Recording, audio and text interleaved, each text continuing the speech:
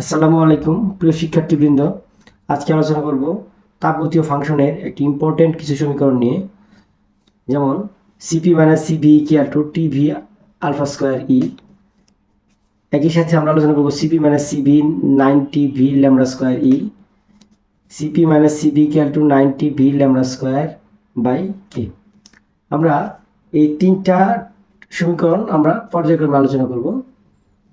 তো আমরা প্রথমে এই CP minus CV equal to TV alpha square E এটাকে প্রমাণ করি। তো এটা প্রমাণ করার জন্য আমাদের প্রথমে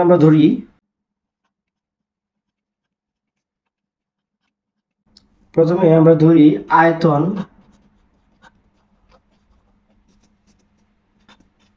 ভি কে আমরা লিখতে পারি, আয়তন এই ভি কে আমরা চাপ এবং তাপমাত্রার ফাংশন ধরলাম। তাহলে যদি চাপ এবং তাপমাত্রা ফাংশন হয় তাহলে V equal to function of pressure এবং টেম্পারেচার।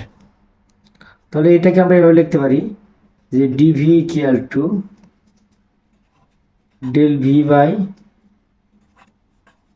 Del P.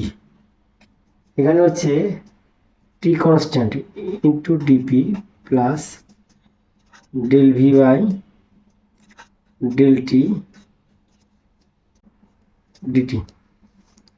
স্থির আয়তনের ক্ষেত্রে আমরা লিখতে পারি কি, স্থির আয়তনের ক্ষেত্রে ডিভি ইকুয়াল টু হচ্ছে 0। তাহলে ডিভি ইকুয়াল টু যদি 0 হয় তাহলে আমি যদি এই সমীকরণটাকে দিলাম হচ্ছে 1 নম্বর সমীকরণ, তাহলে 1 নম্বর সমীকরণের ক্ষেত্রে আমরা লিখতে পারি কি, তাহলে দেখো লেফট হ্যান্ড সাইড কিন্তু 0 হয়ে যায়। তাহলে এই 1 নম্বর সমীকরণে আমরা কি লিখতে পারি, 0 equal to del V by del P T constant into DP plus del V by del T P constant into DT. এখন এর উভয় দিকে আমরা ডিটি দ্বারা ভাগ করব। তাহলে উভয় দিকে যদি ডিটি দ্বারা ভাগ করি তাহলে আমরা পাই হচ্ছে, দেখো del V by del P into del P by del T plus দেখো del V by del T, এখানে আমাদের পি কনস্ট্যান্ট আর এটার মান ডেল টি বাই ডেল টির মান হবে কি 0। তাহলে ইকুয়াল টু হবে মান হবে 0। এরপর আমরা লিখতে পারি হচ্ছে del V by del P T constant del P by del T V constant equal to minus del V by del T.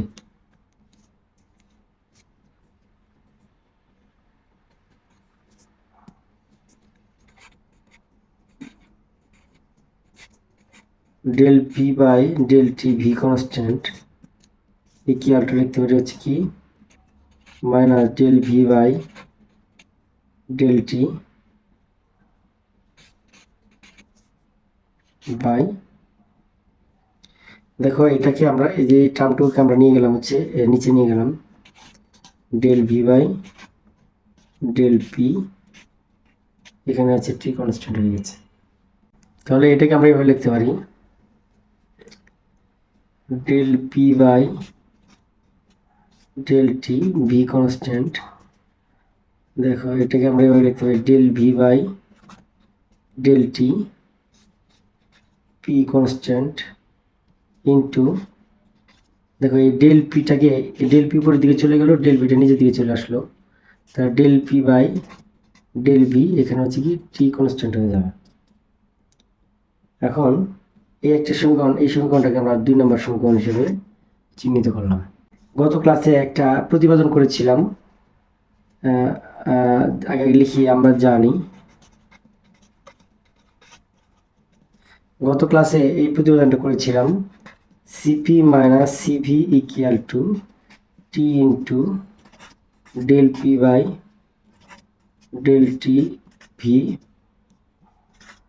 Del V by del T P. এই প্রতিপাদনটা গত ক্লাসে আমরা করেছিলাম। তো আমরা আজকে এইখানে দেখো এই যে ডেল পি বাই,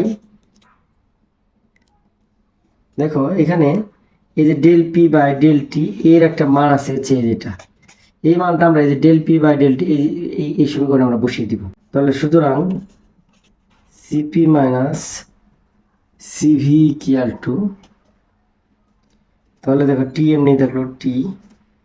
এখন দেখো এখানে আমরা এই যে del P by del T এই জায়গাতে এইটুকু জায়গাতে আমরা এই যে 2 নম্বর সমীকরণ মানটা বসিয়ে দিব। তাহলে minus del V by del T P del P by del V T del V by del T P.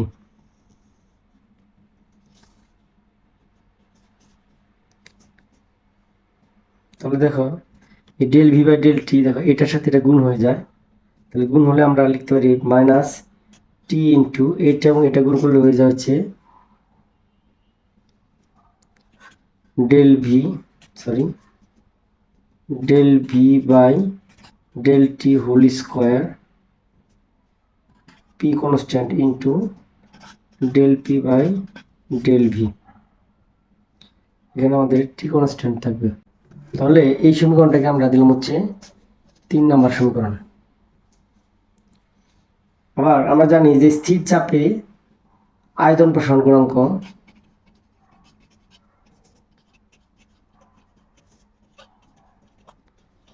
আয়তন প্রসারণ গুণাঙ্ক alpha equal to V into TT 1/ভি ইন্টু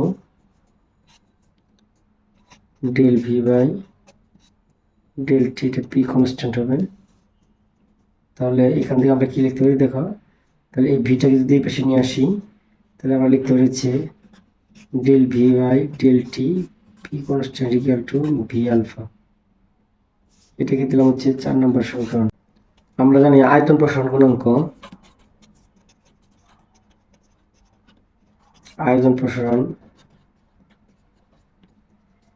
গুণাঙ্ক E equal to DP by DV by V.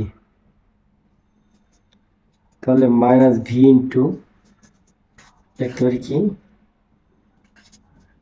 Del P by del V, এখানে T হয়ে যাবে, বা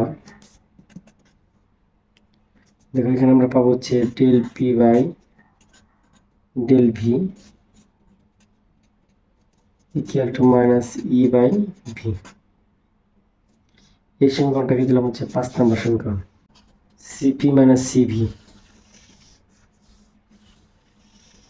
এই 3 নম্বর সমীকরণে আমরা এই যে 4 নম্বর সমীকরণের যে মান এটা এবং 5 নম্বর সমীকরণের এই মান দুটো বসিয়ে দিব। অর্থাৎ এই 4 এবং 5 এর মানটা কি করবো, দেখো 3 নম্বর সমীকরণে বসিয়ে দিব। 3 নং সমীকরণে 4 ও 5 নং এর মান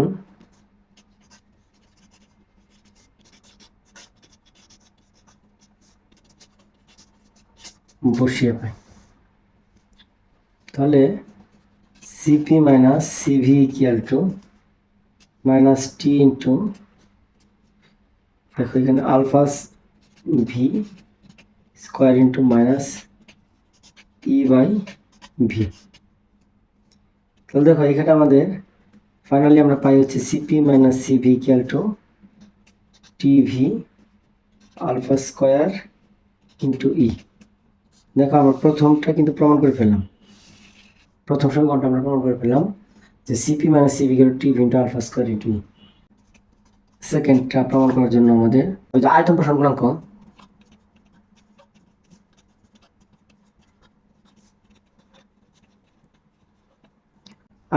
গুণাঙ্ককে আমরা আলফা দ্বারা প্রকাশ করি। আয়তন প্রসারণ গুণাঙ্ক এবং দৈর্ঘ্য প্রসারণ গুণাঙ্ক এর মধ্যে একটা আলাদা সম্পর্ক আছে। দৈর্ঘ্য প্রসারণ গুণাঙ্ককে সাধারণত ল্যামডা দ্বারা প্রকাশ করা হয়। তাহলে এখন এই দুটোর মধ্যে আয়তন প্রসারণ গুণাঙ্ককে আলফা দ্বারা প্রকাশ করা হয় এবং ধ্রুবীয় প্রসারণ গুণাঙ্ককে আমরা ল্যামডা দ্বারা প্রকাশ করা হয়। তাহলে এই দুটোর মধ্যে একটা সম্পর্ক আছে, সম্পর্কটা হলো আলফা ইকুয়াল টু আমরা লিখতে পারি হচ্ছে 3 ল্যামডা। তাহলে দেখো আমরা একদম এই যে একটা সমীকরণ আছে, এই সমীকরণটাকে দিলাম হচ্ছে 6 নম্বর সমীকরণ। এই 6 নম্বর সমীকরণের মানটা বসাই দিই, CP minus CV equal to TV 3 alpha, alpha sorry 3 lambda, just alpha থেকে 3 ল্যামডা বসিয়ে দিলাম ইন্টু ই। তাহলে এখানে আমরা পেলাম কত, টিভি 9 ল্যামডা স্কোয়ার ই, টিভি 9 ল্যামডা স্কোয়ার ই, এটা কেমন পেলাম, সিপি মাইনাস সিভি এর মান পেলাম। আচ্ছা, তারপরে এটা হলো আমাদের সেকেন্ডটা। আমাদের প্রশ্ন এটা যদি আসে তাহলে আমরা একদম প্রথম দিকে দিব, একদম প্রথম থেকে শেষ পর্যন্ত এই পর্যন্ত দিলে আমাদের ফুল মার্কস পাওয়া যাবে। এখন আমরা থার্ড সমীকরণ সমাধান করব। থার্ড, দেখো সংকোচন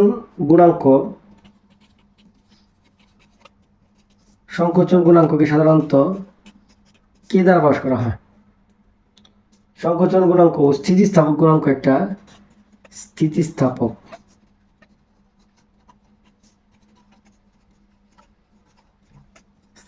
গুণাঙ্ককে সাধারণত ই দ্বারা প্রকাশ করা হয়। এই দুটোর মধ্যে সম্পর্ক হচ্ছে আমরা লিখতে পারি ই ইকুয়াল টু 1/k। তাহলে এই যে এই মানটা ই ইকুয়াল টু 1/k, এই মানটা আমরা কি করব, এই মানটা আমরা এই যে এখানে একটা সমীকরণ আছে, ধরো এই সমীকরণটাকে দিলাম 7 নম্বর সমীকরণ, এই 7 নম্বর সমীকরণে বসিয়ে দিই। তাহলে CP minus CV equal two, এখানে আমরা টিভি 9 ল্যামডা স্কোয়ার ই এর মানটা জাস্ট 1/k বসাই দিই, 1/k। তাহলে আমরা পেলাম কত, যে 9 ল্যামডা স্কোয়ার বাই কে, এটা কারণ পেলাম সিপি মাইনাস সিভি। তাহলে এই একটা সমীকরণ এটা পেলাম, ধরো এই সমীকরণটাকে দিলাম হচ্ছে 8 নম্বর সমীকরণ। তাহলে দেখো আমরা একাধারে আমরা পেলাম হচ্ছে এই সমীকরণটা সমাধান করে পেলাম, সেকেন্ড পেলাম হচ্ছে এই সমীকরণটা, থার্ড পেলাম হচ্ছে এই সমীকরণটা। যদি আমাদের এটা চাই তাহলে আমরা এই পর্যন্ত দিয়ে শেষ করব, আর যদি এটা চাই তাহলে আমরা একদম প্রথম থেকে এই পর্যন্ত লিখে দিব, এবং যদি এটা চাই তাহলে একদম প্রথম থেকে এই পর্যন্ত লিখে দেবো। অর্থাৎ যতটুকু চাই আমাদের ততটুকু আমরা আনসার করব। ধন্যবাদ সবাইকে।